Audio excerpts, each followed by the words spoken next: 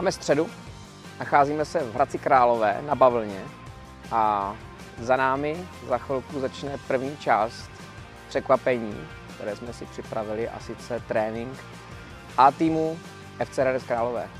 Odpoledne nás čeká tréninková jednotka u Malšovické arény a prohlídka Malšovické arény.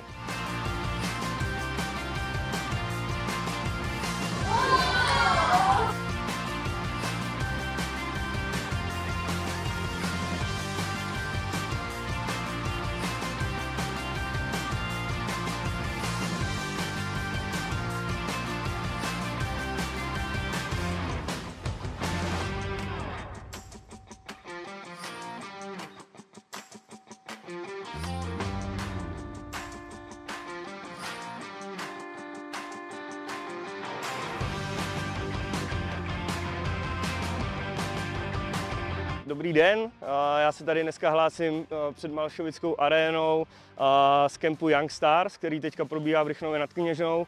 Já jsem hrozně rád, že kluci měli vlastně tu možnost dneska navštívit Malšovickou arénu. Teďka tady proběh trénink na umělý trávě, kterou máme krásně v okolí prostě té Malšovické arény, která je teďka nová, krásná a funguje jako obrovská motivace pro všechny kluky, kteří mají možnost tady trénovat. Doufám, pokud třeba z nich tady nebude nikdo do budoucna fotbalista, tak určitě máme šanci si tady vychovat buď ty hráče, anebo 100% fanoušky, který prostě potřebujeme, a doufám, že kluci sem budou jezdit rádi a budou podporovat otroky.